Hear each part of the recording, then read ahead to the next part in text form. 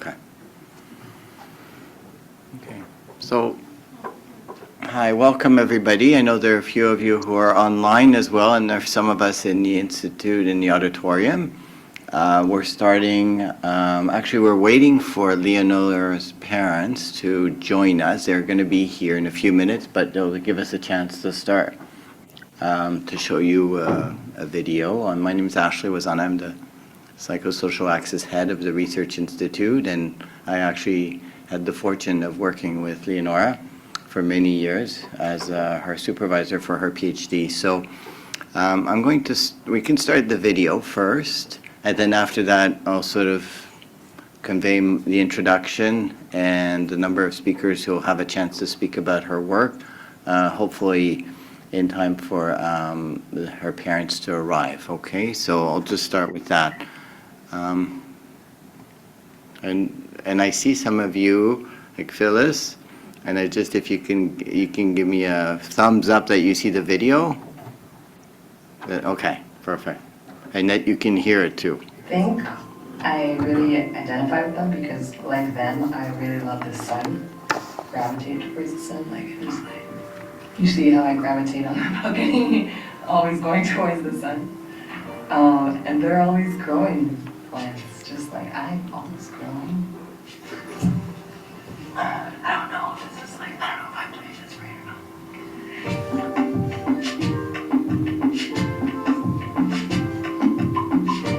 So I have a fascination with microscopic images.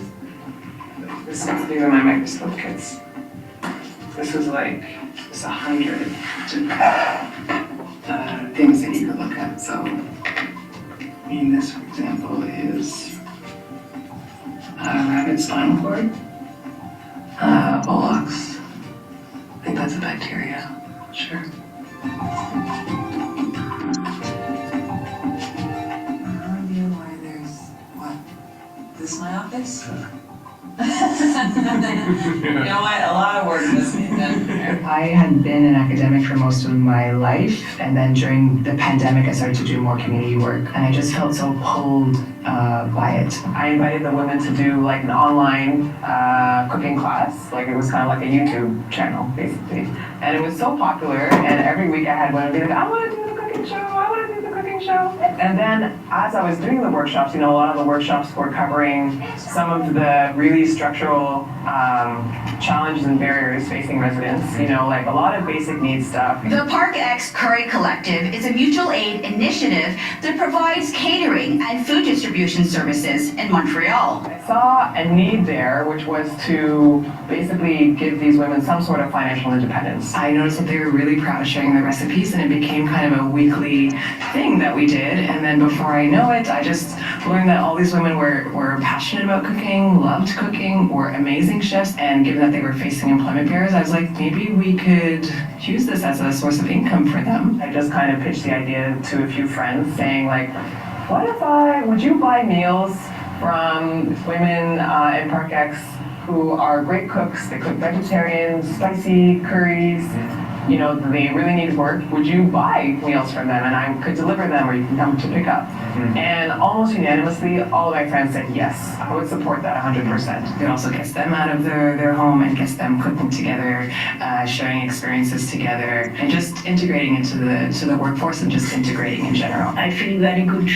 Ladies are so happy. I'm paid in so much love on both sides, like a sandwich of love. The people that are buying the food and the women that are getting paid for the food, and then the women give me some food too. So it's been so rich. So rich. I'm deeply humbled by the people I work with. Newcomers and immigrants who have left everything and everyone they know behind to come to a strange place, start all over again, and face the harsh realities of this world, often alone and without support. As a child of immigrants, I am grateful for the sacrifices my parents made. They faced so many barriers, prejudices, yet they remained selfless, always doing what they could to create a better life for their children. I've been doing Kung Fu for a few years. I just started Muay Thai about a few months ago. My name, Leonora, comes from a small village in Guyana, where my family is from. On Plantation Leonora, many women died fighting for better working conditions and the rights of indentured servants. Perhaps it's in my blood, or perhaps it's just a strong sense of duty that has led me to do the work that I do today. This one I really like because she's a warrior. She holds a sword. And I think I'm a warrior. I would like to accept this award on behalf of my ancestors, all those who came before me, who fought to make this world a better place, who made sacrifices to give me the privileges I have today, and who fought for the rights of the oppressed. 2, 3, go!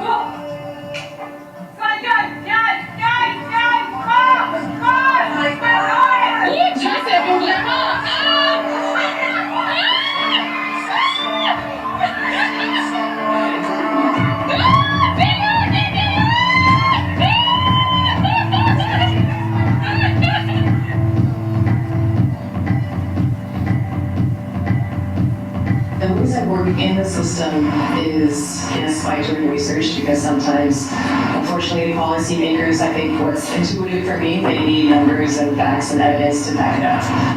Go! Coup! That!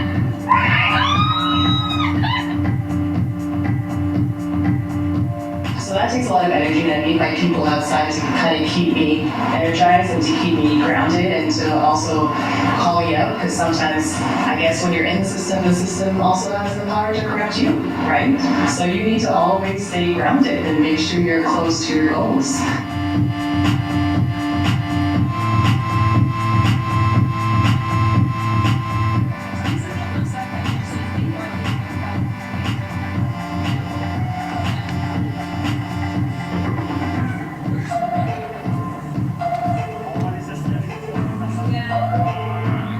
We're going to one door and we see the family name Mohammed. Then we go to the next door, it's Georgopoulos. Then we go to the next door, it's Patel.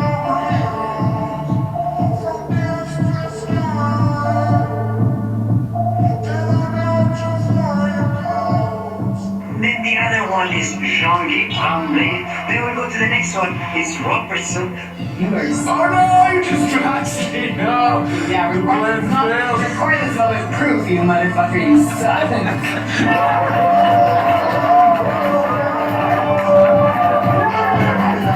How cool is that? They're all coexisting. It's beautiful. Maybe long because I want you guys to all enjoy and drink and dance. My work, I believe, is the strength of also social support and helping each other. And I think within a capitalist system, we're kind of made to kind of be divided and be isolated, and I don't really think that's working. 6, 7, 8, 9. We're trying to come together, use the resources we have, use the people resources we have, and do shit, you know? Oh shit, shit. Ladies. Okay. So wait, how does this work? 4, up, 3. No, hold it. Oh, up. Sorry, come on. No, I'm sorry. It was a mistake.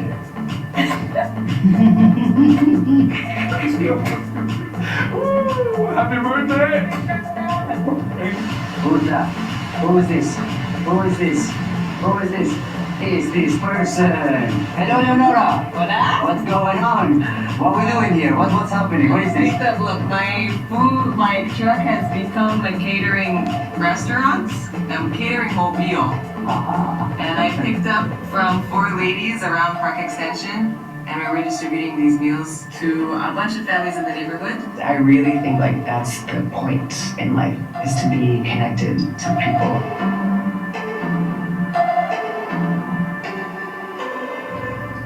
You think I should try and touch it? It's really up to you. It seems nice. It does. Yeah, it's true. What does it mean when the ears go down? I don't know. Oh, wow.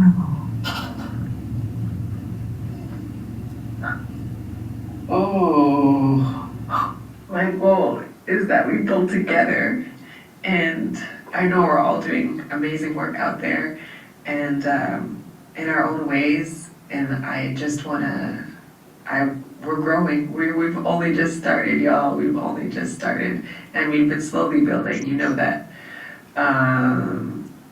and we move with passion, and we move with dedication and love and care, and we'll continue that. And we'll continue that. I have no doubts. I'm with you 200% of the way. We will gather and organize and create and love and do all that we need to do.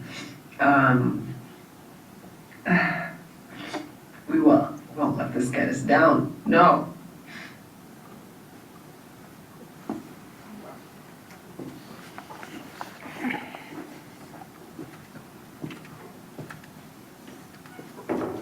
Stop straight.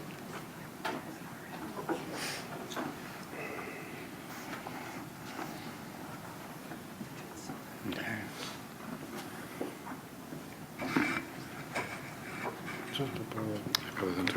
Okay. Yeah, we're blessed that there was such a wonderful video was put together, which I thought was touching and also reassuring, because that's a lot of what I saw working with Leonora for many years. There was the person was the same. She was a wonderful part of our community, you know, and so we're just blessed to be able to celebrate her today. I just want to first introduce her parents, Nadira and Roger Kane, who've come to join, and as well, is it brother? Is it? Can you tell me? Friends, family, and we have had a chance to celebrate her academically in our building before, but not really in this opportunity today. So, yeah, she's bright and caring and taking from us rapidly. So, and she was just cared to understand things from fundamentals all the way to clinical, which is, and to practice in a community that it really sort of changed the sentiment of what it meant to go from the bench side to the bedside. And she was definition of that and worked in so many different spaces. We heard about the Curry Collective. She worked also with Africo Femina and all these different ways that she extended herself, because her goal was to give and to change and to care. And so she leaves a big gap. And we just want to celebrate the academic in her that we also knew in this building. So we'll have 3 presentations. And the first one is by Stephanie Robbins. Actually, that's not the first one, from the lab of Dr. Phyllis Zelkowitz. And we will then have one from myself in the lab that she worked in with myself, and also from the lab of Rachel Connick. So we'll really have a chance to sort of go around and really celebrate her rich thinking. Okay.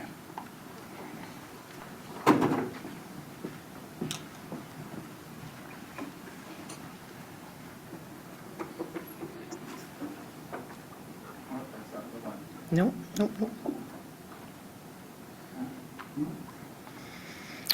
Jorge, I might need your help.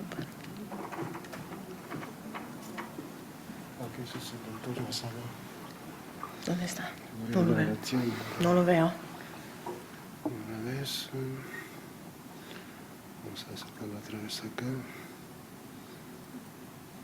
Sí. Ya sabes. He puesto mi nombre. Sí, está ¿Para qué se bien. llama eso? Está bien, sí. Vamos a ver. No sé si la gente que lo que ven ellos. Bueno, muy bien. Thank you. Thank you, Ashley. That video is a hard act to follow. And I'm going to try not to cry, so I'm going to stay very professional and just stay with my plan. It's a great honor to present here today on behalf of Phyllis Zelkowitz. It's also a great honor to present the work of an accomplished researcher, friend and colleague, Leonora King. Leonora started her wonderful association with Phyllis in December of 2010 when she applied to be a research assistant. Je vais juste changer quelque chose parce que les gens ne voient pas la bonne diapositive. Oh, no? I'm apparently the guinea pig. I'll be right with you. Je vais juste faire encore une chaîne. No, but that's okay. Ici, si, mais les gens en ligne ne voient pas. No. Ils voient pas. Parce que ça, c'est toi ici. C'est un peu chiant avec. Iría por okay. Just move Yeah, her yeah, go ahead. Let's give him a zoom, ici. Ok. Ok, là, chat. Ça, c'est toi ici. C'est ça ton slide. Ok.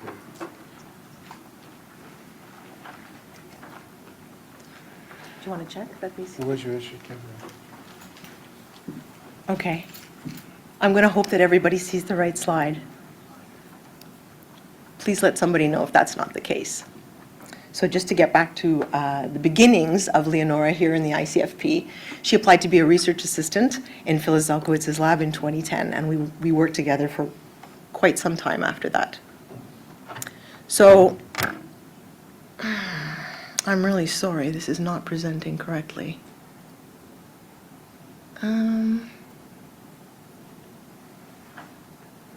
Well, the notes aren't presenting with the slide, so I'm just going to wing it here, and I'll just ask for everybody's, patience as I walk through this slide. Basically, Leonora's work was quite broad because, as you can see, she had every interest in the world and everything that was going on. In our lab, she ended up spending a lot of her early days working on assisted reproductive technologies, which is what ART is, and certainly the public discourse around the public funding that had happened in 2010 here in Quebec, where Quebec became the first and only jurisdiction in North America to fund assisted reproductive technology healthcare. And specifically, they funded 3 rounds of in vitro fertilization. So her interest was very much in terms of what was going on in the public discourse, in the media, and in the newspapers, and that was one of the first topics that she handled. She then was sort of interested also in how people were accessing that healthcare, whether or not it was equitable, and how the immigrant experience factored into that. And finally, she delved into perinatal depression and the molecular, influences on mental health, and focused a lot on oxytocin, which was another big study in our lab. So here's her first project. Her first project was a content analysis of popular media reports on assisted reproductive technologies. And she quickly made this project her own. She refined the coding system, she supervised and trained staff, and her meticulous work ended up in the publication that you see here on the screen. This manuscript aimed to understand how media reports might reflect stereotypical and perhaps even stigmatizing attitudes towards infertility. It highlighted high costs and risks of treatment, as well as unrealistic expectations regarding the outcomes. You can certainly see that positive outcomes were just third on the list in terms of the findings. She was also very interested in this issue of public funding that I just talked about, and how ART was portrayed, whether infertility was really seen as a disease and therefore worthy of public funding, and whether such access to treatment was equitable. So combining her work on infertility and its treatment with her commitment to issues of social justice, she analyzed some survey data that we had taken both before the implementation of that funding in Quebec and right afterwards, and then a little bit after that time period. And then she was trying to see if there was a change in health policy and whether or not that was more, associated with more equitable access to ART. So these results were published in a research letter to the New England Journal of Medicine, no small feat. And we demonstrated that public funding was indeed associated with a broader access to care. Interestingly, it was associated with an increase in low-income, unemployed, and less well-educated people seeking treatment. And you can see this trend following from the dark blue lines that were before to the pale blue lines afterwards. Once funding became available, immigrants were overrepresented in the fertility clinic population. Maybe no surprise, but in this study we saw that immigrants seeking fertility treatment tended to be older, and they were seeking fertility treatment for the first time, suggesting possibly that there were financial barriers or other barriers to seeking this kind of healthcare. So here was more evidence that public funding was actually resulting in a more equitable access to in vitro fertilization. So Phyllis, having worked closely with Leonora and appreciating all of her many skills and talents, encouraged her to undertake graduate studies, and so she started her master's degree in our lab. And she opted to switch gears from the infertility and social aspects to neurobiology. We agreed that she would be involved in our longitudinal study on oxytocin and mood and the mother-child relationship. So this was a big study that took place over 4 years. We followed 221 dyads, so 221 moms and 221 toddlers, and took oxytocin at several time points. Oxytocin is portrayed here in the molecule in the lower right corner. And basically, what she did is she was in charge of taking care of all of the sampling that would end up in the database for our epigenetic database. So for some context, for those of you who don't know oxytocin, it's critically important for childbirth and for lactation, but it's also been associated with mood, child and other attachment, and romantic feelings. So we took saliva samples from both the moms and the children, and Leonora, as I said, did all the epigenetic analysis. We have to give credit to Dr. Tareki's lab, because certainly they helped her and, held her hand and taught her many of the procedures that she ended up becoming master of. And this was at the Douglas Institute. So we missed her around here, but we relied on her for this data set. The data set from this work were not only the basis for her master's degree and this publication, but also the work of several other trainees and multitudes of presentations, posters, and conference events, and also the research team as a whole. So this is her paper, and in this paper what we see is that Leonora found that women with persistent depression, which she defined as having depression both before birth and postpartum, was associated with the highest levels of methylation. I don't know if you can see my mouse. Oh, yes, you can. And so this was a really interesting finding. Yeah, you agree. Leo would be happy to see a little person here today.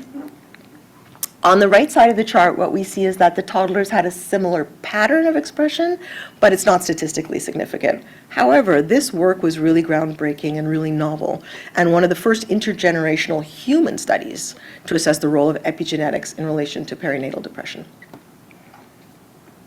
So aside from her master's and that publication that I just explained, these are some of the publications and works that came out of her epigenetic database.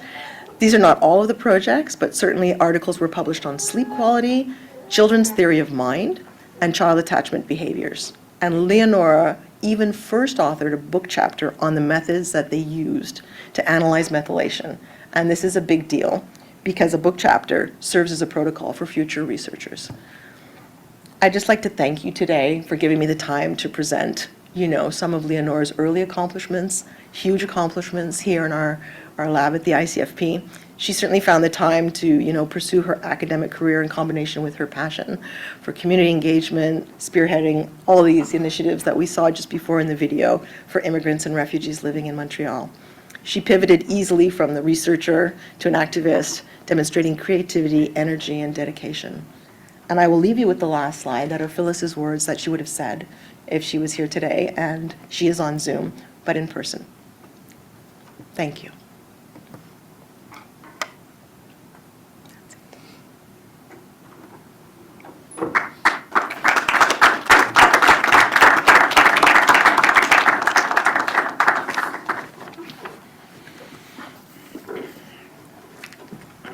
Yeah, I'm actually am learning about some of that work that she did before. I didn't realize how much work she had done on media analysis, content, equity around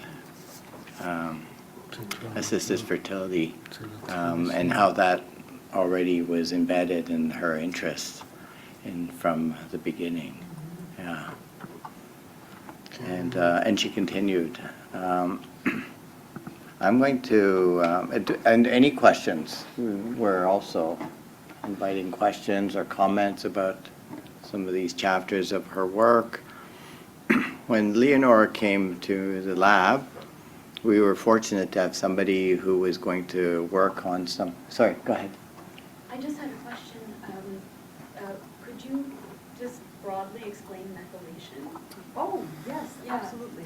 So That's such an interesting finding. So methylation, I guess I should, can you hear? Can everybody hear? Yes.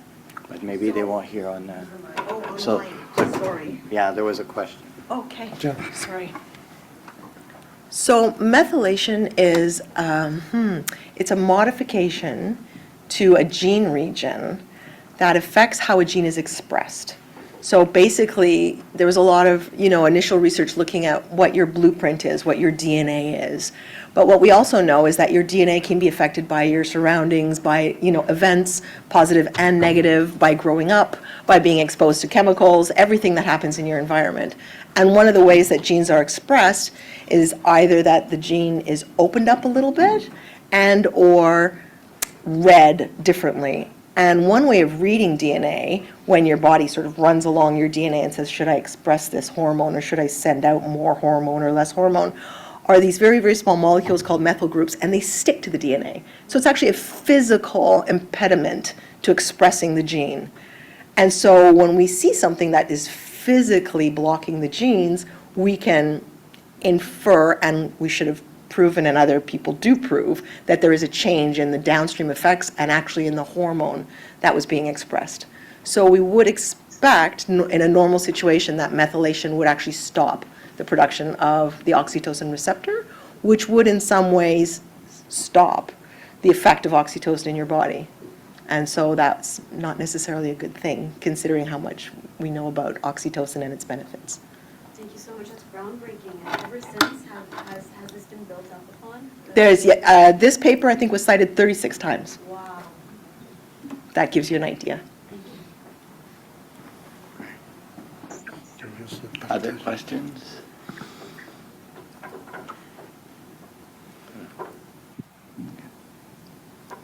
Share. That should be shared. Okay, perfect. Okay. Yeah, we were blessed because she had already come to our lab with very profound knowledge of how genes work, and that was one of the pieces of the research that we needed to examine.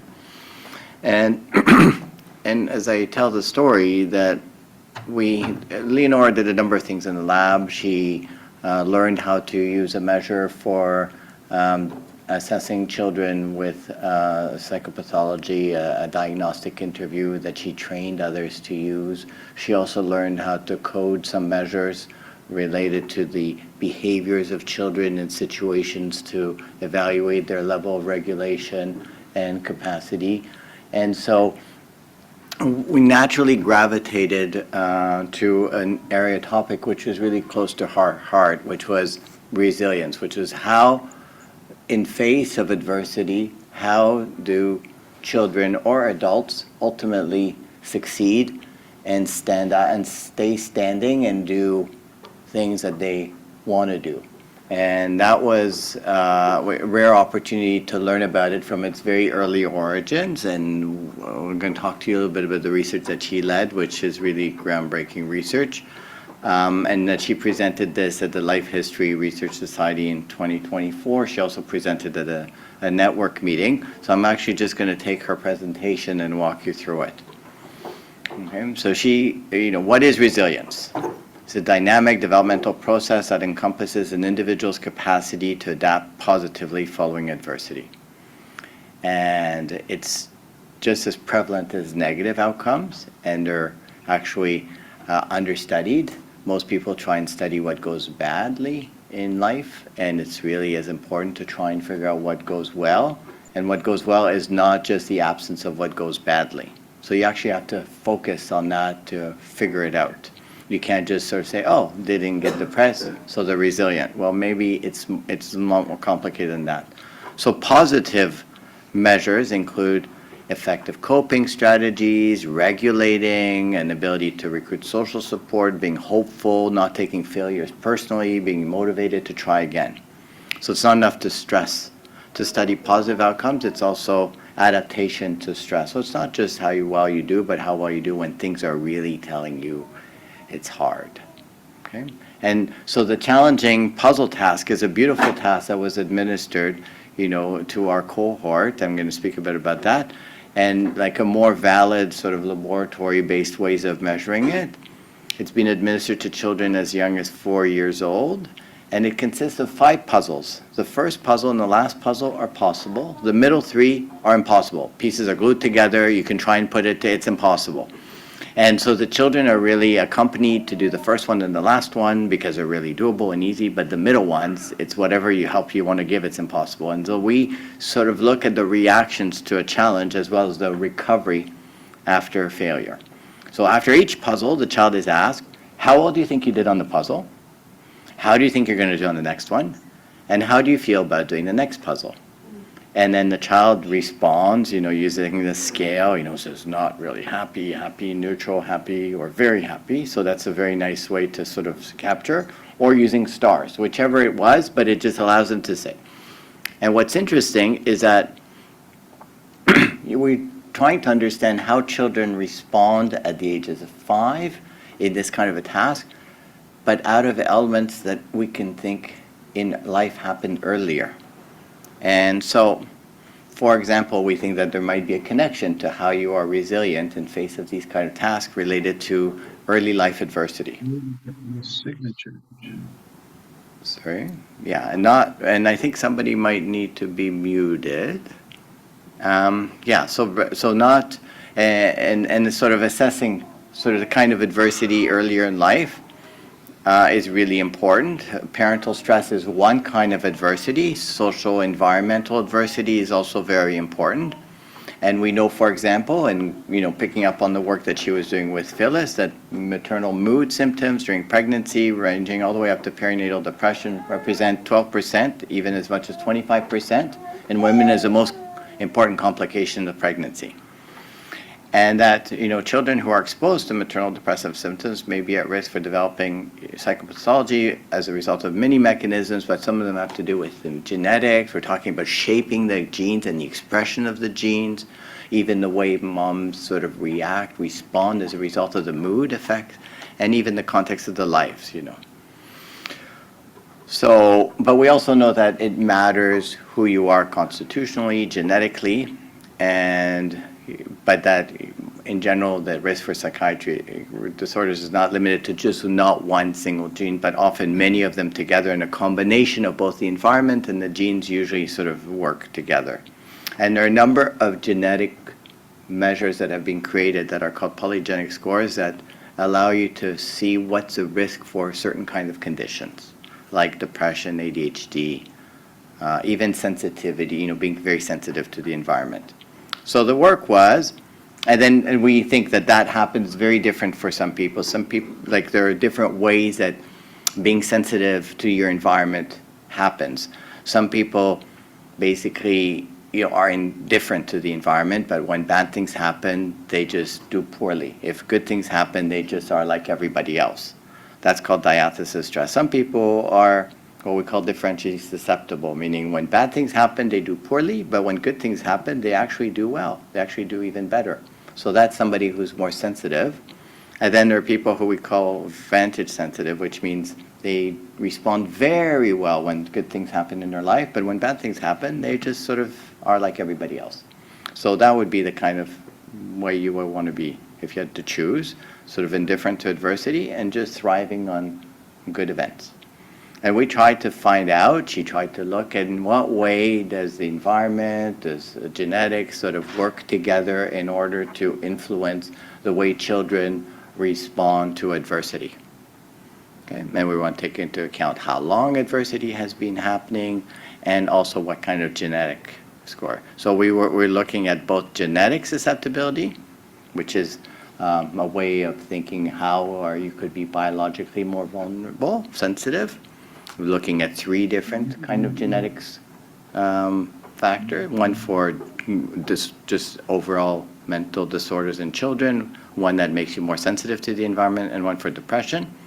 And the environment, how much was this child exposed to maternal depressive symptoms, whether it's during pregnancy or afterwards, knowing that maybe there are critical periods where it matters more when the moms are not feeling so well. And so each time we're trying to figure out if there are periods that are more meaningful. And this she looked at 225 dyads. Most mothers were partnered, were Caucasian, about 30 years of age, And the children were on average 50% male-female, about 5 years of age. And this was the questions that she asked. Is there a differential impact of prenatal, postnatal, or cumulative depression on resilient outcomes in children? Does the genetic susceptibility modify the impact of depression symptoms of mothers on resilience? And what kind of an association is this? Is this differential or vintage? And I'll explain a little bit more. So this was very interesting because she took a number of these puzzles and then you group these kids into 3 different groups. I'm going to show you how, and ran analyses to see how these factors predicted the belonging to each of those categories.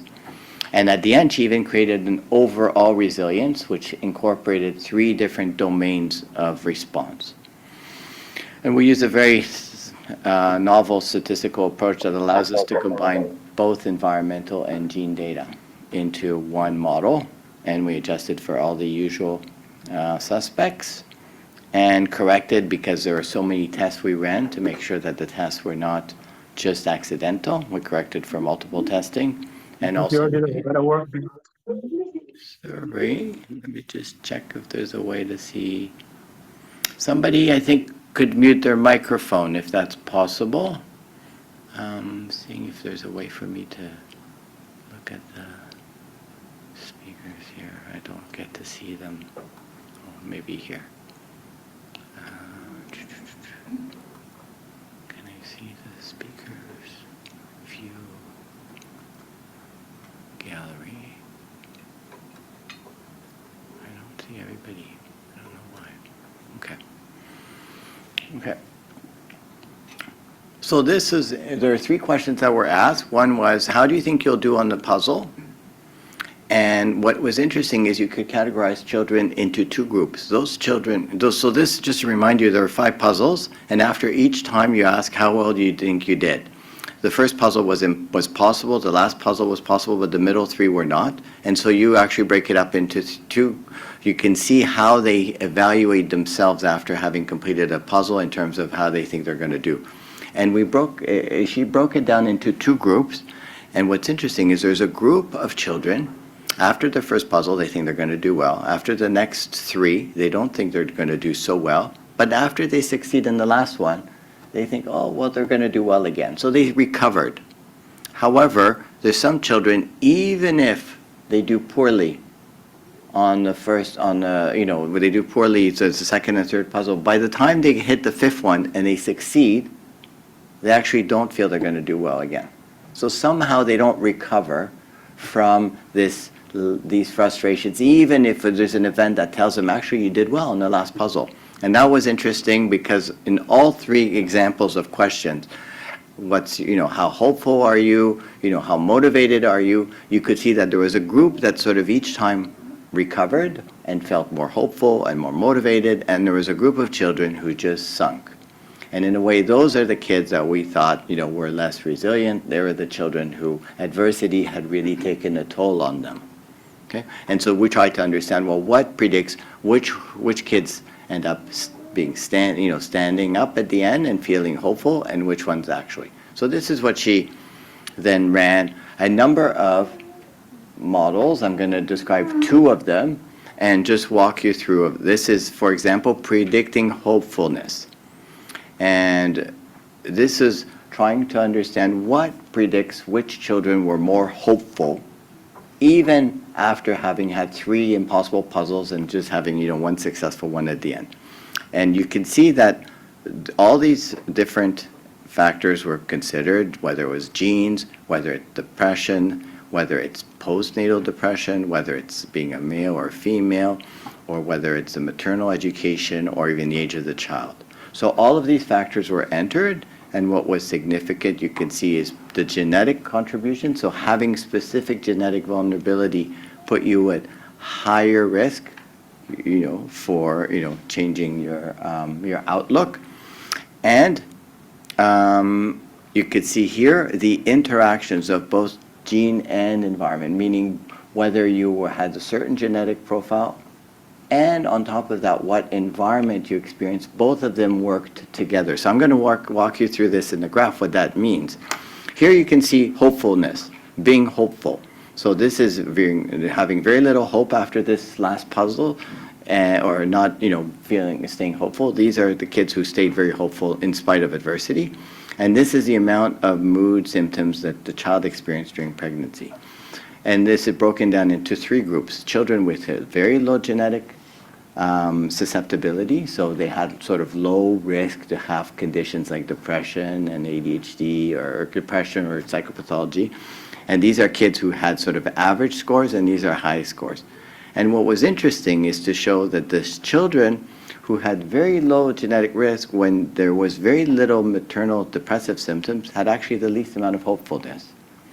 The children who were very high loaded for genetically for condition, when they had experienced very little adversity during pregnancy, had the highest level of hopefulness.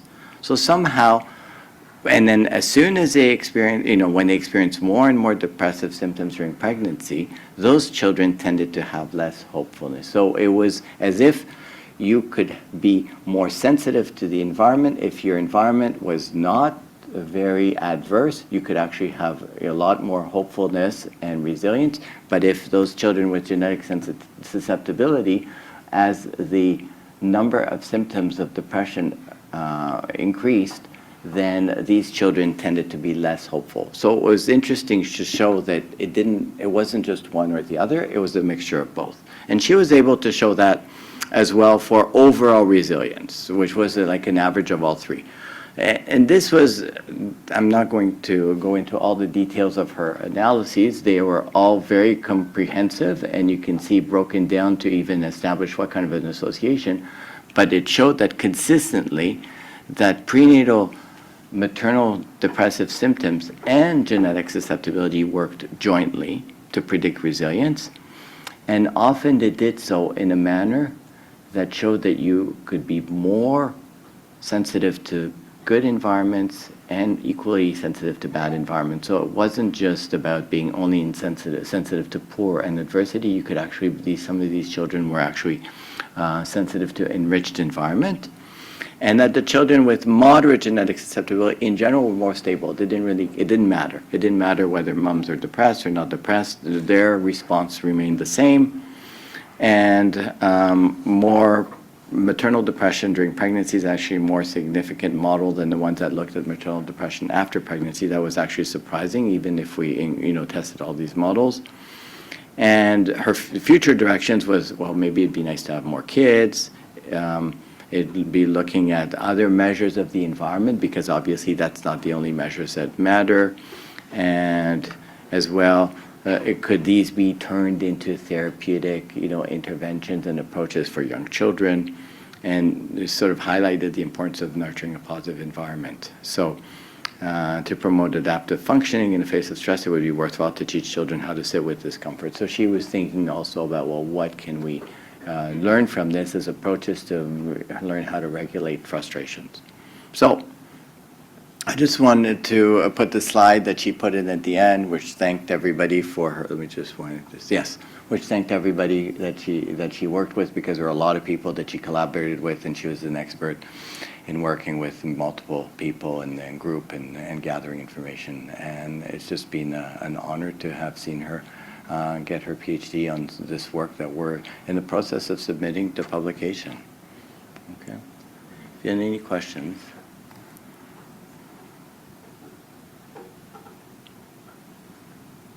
Yeah. Did I understand this right? It's like a non-scientific person, that depending on the child's genetic, what it suggests, I'm not saying confirm it, but is that depending on their genetic combinations or whatever, that in one instance, a nurturing environment can make them more resilient, and then in another instance, a non-nurturing environment can make them more resilient, and it all depends on their genetic. Was that what was suggested? Well, I was saying that she found that depending on what kind of genetic susceptibility you had, your response to the environment was different. And the lower stress you had, for some of the children who had really low genetic susceptibility actually didn't really have great resilience. It was very interesting. But the flip side is that children who had the highest amount of genetic risk actually, in face of very little adversity, had the highest level of resilience, and then that's sunk as adversity increased. So it's actually, you know, that you could almost say that there's something even beneficial sometimes about genetic susceptibility. It's not always for the bad, and that adversity can also be positive, you know, for some, and what do you call it? The absence of which sometimes, you know, can actually remove certain processes that modify how genes get expressed. For example, I mean, the idea is that it was planted from before is that these genes are not fixed. They're, you know, they express differentially with environmental. Is there anything? Does that help? Yeah. Okay. Okay. Thank you. I'm going to stop sharing. You have a third one, and then Rachel.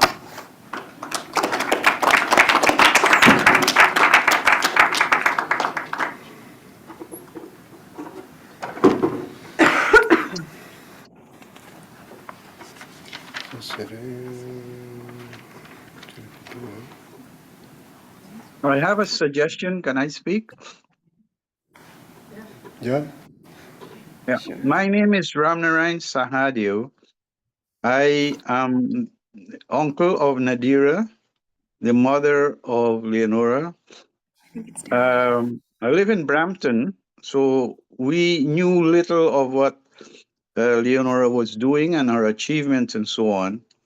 But since her passing and reading all that she has done, and for many people that she has helped, I have put together some material on the women in her life, tracing her ancestry to India in 1886. And I would like to suggest that in her honor, we put together a book. I will do the historical part of the family, which will include refugees from Guyana, domestic violence, the villages that she lived, Leonora, where she got her name from.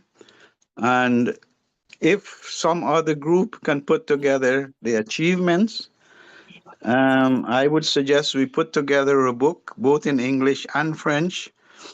And the owner, we will have to discuss, because I think there is an effort now to continue with her work, and they will need funds.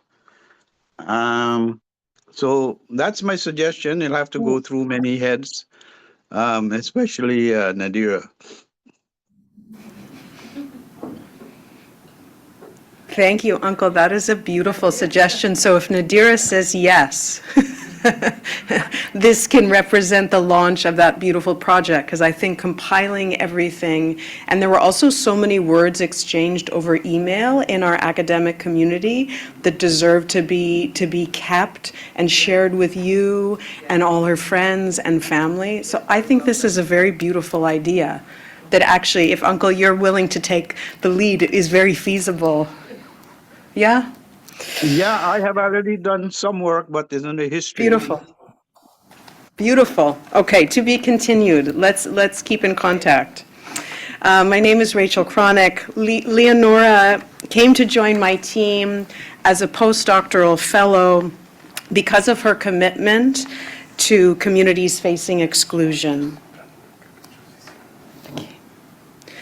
Her two worlds, first her extraordinary epigenetic and maternal mental health work, and second, her community-based visions, which took the shape of Curry Collective, Afrique au Féminin, Brique par Brique, came together in our lab's research action work on social determinants of health for refugee claimant families.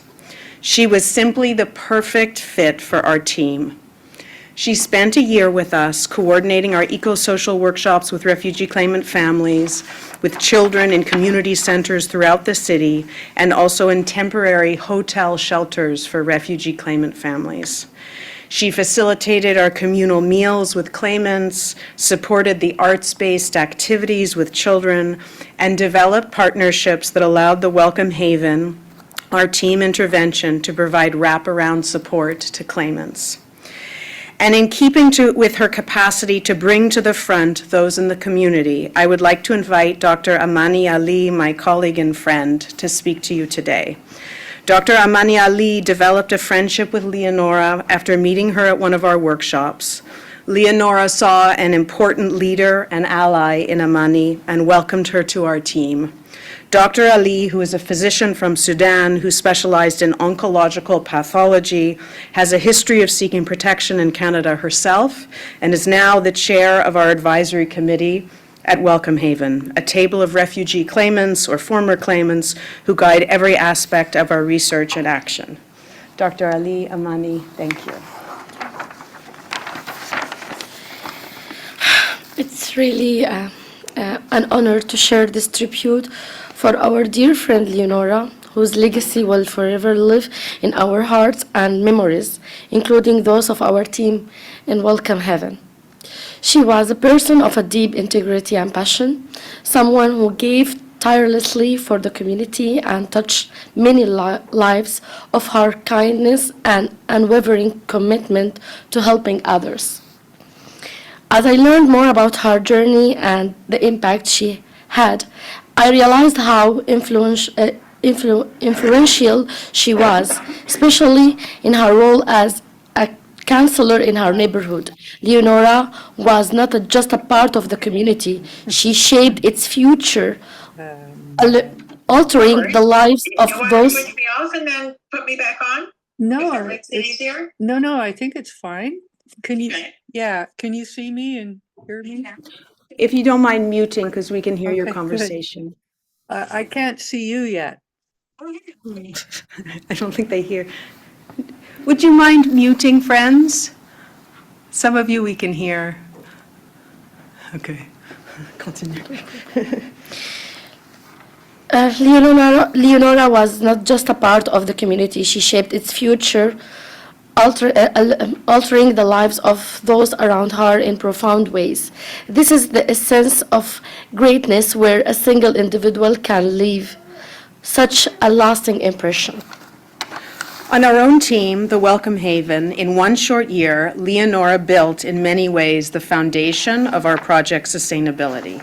It was Leonora who connected us on the ground with many of our key partners.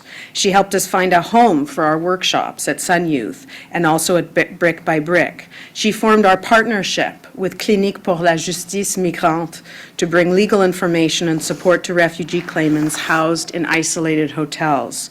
She also built our collaboration with Shift Concordia, which has allowed us to host yearly internships for students to help facilitate workshops, reach out to claimants, and support our capacity building. Leonora was also loved by the people she encountered in our workshop because she was so warm and so present. Asil, a PhD student on our team who is joining us by Zoom, remembers a moment in the hotel when, after preparing for many children to be present, only one young boy arrived.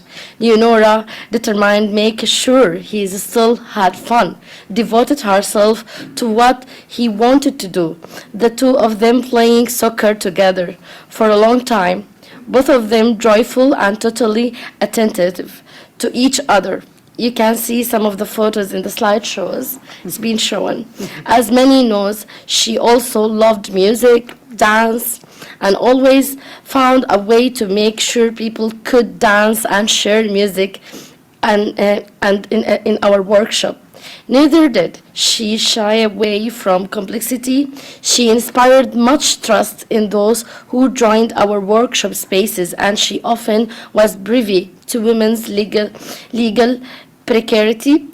She responded with action, writing letters of support for each person who reached out of her. Leonora also always came bearing gifts for refugee claimant kids and their parents. This was not part of her job description, but something she did out of her devotion to those we were trying to serve. She always found beautiful clothes, toys, and of course great food to share with refugee claimants. The trunk of her car was always brimming with boxes of donations, and which she collected from her friends and from the community. This part is related to me.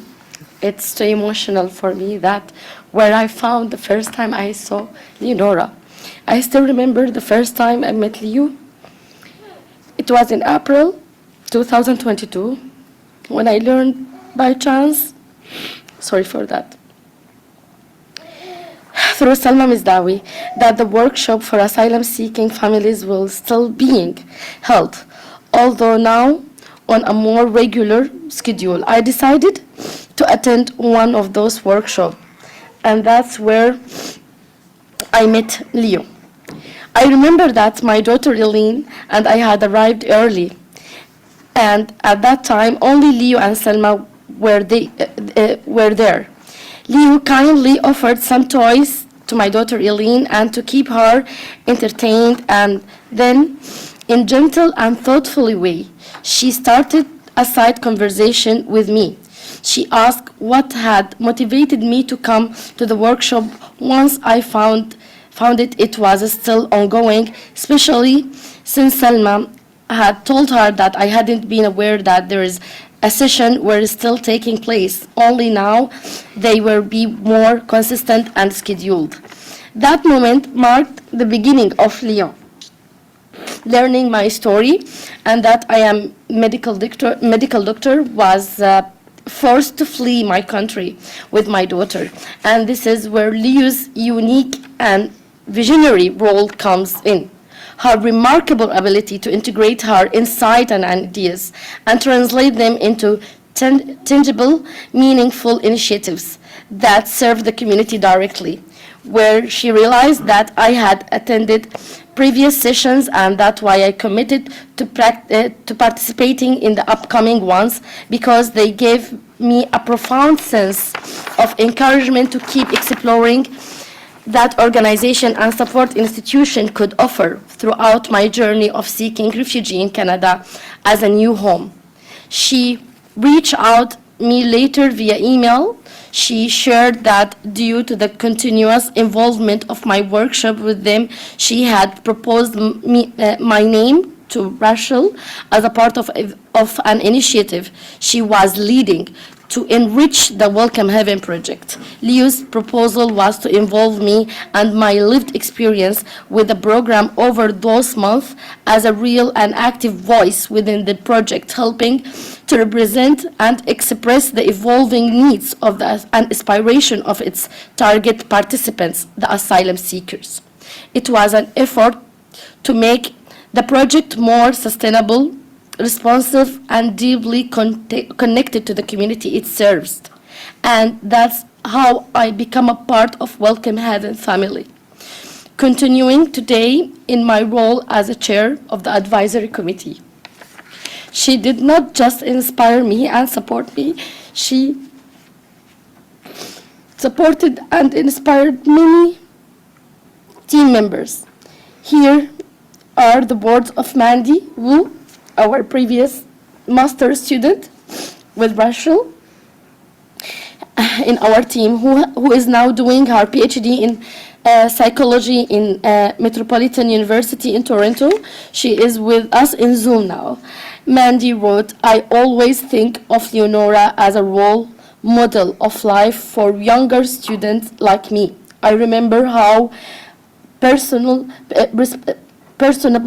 and fun-loving, and I found her since the first time we met. When we went to a conference together, we went to the hotel pool in the evening, and she told me about her travels and gave me so much of her wisdom in life and even dating. I remember thinking how rich her experiences were, how she still remained so passionate about all her work while balancing it all with caring for her community and ongoing on adventures and making friends everywhere she goes. She has the perfect balance of leisure and commitment, and she helps me see that being a real adult can still be fun." Kevin, a postdoctoral fellow with Leonora, wrote, I followed Leo's lead in the temporary hotel shelters that our team went to, where we changed the lives of many, including my own, Kevin writes. I will always remember her drive and the words she said to me once in our debrief. Speaking of the complexity of being there for claimants in moments when the need never ends, Leo said, "We will continue to roll with the punches. That is what we do." Leo's death is quite a punch in all the lives she touched, leaving a big gap to fill, Kevin writes, although I believe that within that gap there is part of Leo's drive and passion that is always ready to shine. Rosie, do you want to come up and share a couple of words before we close? You have to say it here so Zoom people can. Yeah, you already mentioned about I think the image that I really is in my mind is the trunk of her car. And whenever she came to pick us up, to go to the hotels to help, it was just full of so many clothes, toys, art material, and she used to just bring them and leave them. And I even used them at the hospital, so it wasn't like only, she just would come filled. And it was, you heard all the things that she did, it was just how she did it, and it was really with humility and really did it silently, it was just so. Just she did it because it had to be done, and it was just natural for her to it was just like that. And she came and no one asked her all these things, but she just did it.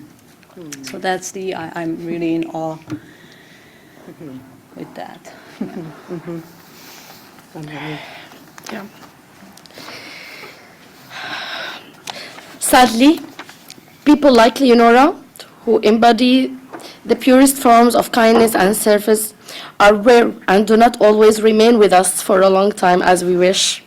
But even though she may no longer be with us physically, her memory, her contributions will forever endure.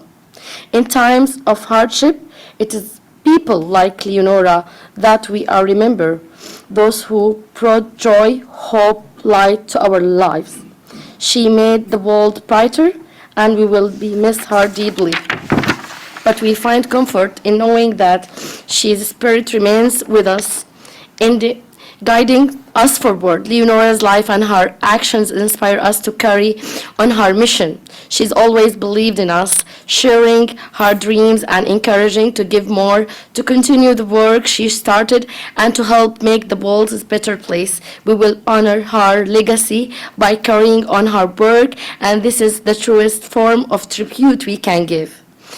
We are committed to continuing her journey and making difference just as she did. Thank you for all being part of this journey. Leonora will never be forgotten, and her path will be lived in each of us.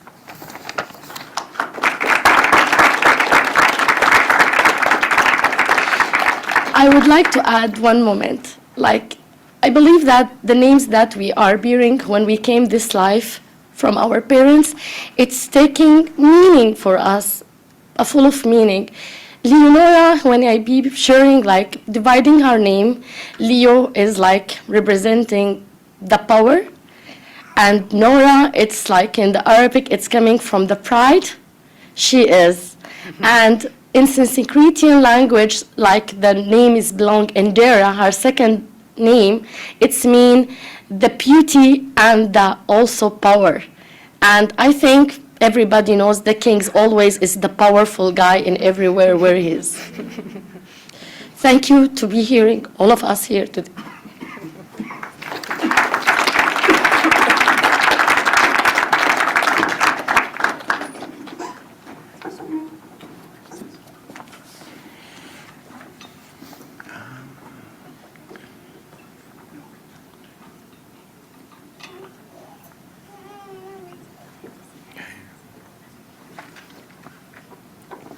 So thank you.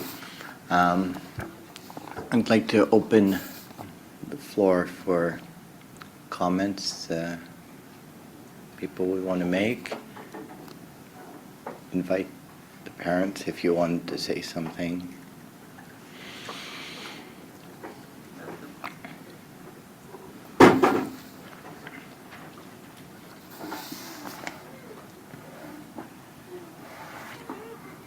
Hello. everyone. Thank you all for being here. On behalf of, I'm Leo's mom, Nadira, her dad, and I'm fully grateful that you've took the time today to honor her. As we, as her parents, we've missed her terribly, and her family have missed her very, very much. At the same time, like you said, we will continue to honor her legacy and continue to grow with her as who she was. And as my uncle said, he will continue to join us too into with the memory and so forth. So, but I want to thank you all. I mean, there is so much that I want to say from heart to heart, but emotions just comes out. But I honestly want to thank you all for being here. And the people on Zoom also who have took the time, I thank you.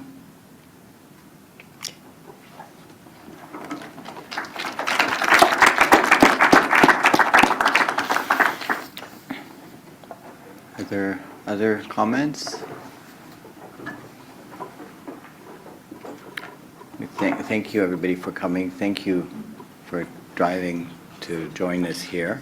I want to thank you also for giving us Leonora, because she did change our lives, many of us, and showed us an example of what one can do as a member of a society that cares and that wishes to change and support each other. A lighting, sort of beautiful example of light and love that is in contrast with some other things happening in our society that we retain to keep us going forward. So I just wanted to thank you and the family and everybody for giving her with all these beautiful values she brought to us. Thank you all. Yeah. And this is a great project, the book. Yeah, The book, we will have contributions At one ready. point, she told me, she says, "Mom, we have to change the world." I said, "Leonora, we can change the world." Step one, she said, "We can. If one of us take a step and do something nice, we can change the world." I said, "Oh, we'll see." Anybody online wanted to say something? It's otherwise. We will.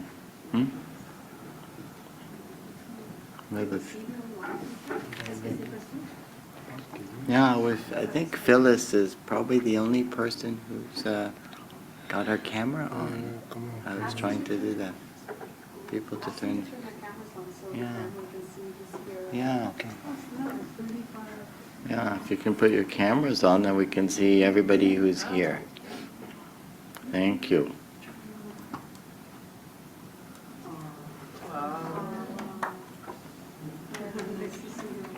Thank you.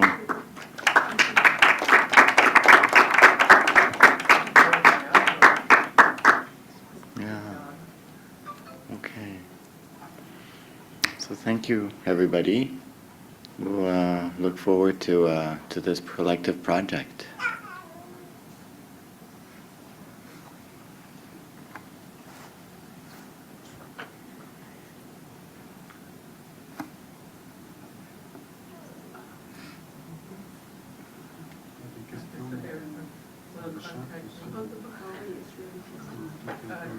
Yeah. In the chat, you can see, I can just pass the messages, wonderful presentation, admire amazing work, the suggestion from the uncle, thank you. Yeah. Ramanir. Do we know Ramnareen Sahadeo? Yeah, that's a retired lawyer who is now dedicating himself into donating for, he worked with asylum actually in Toronto. So, where is he? No, but Marussia is bicycling, it looks like. So, he was asking, yeah. Leonora would approve of that. Exactly. We didn't see enough of her on her bicycle. Because it was either the trunk of our car or the bicycle. One of the two. Yeah. Yeah. And Laura Fonto was there too. And I have loads of comments that were sent to me spontaneously that I can put in the book as part of the memory. Okay. Yes,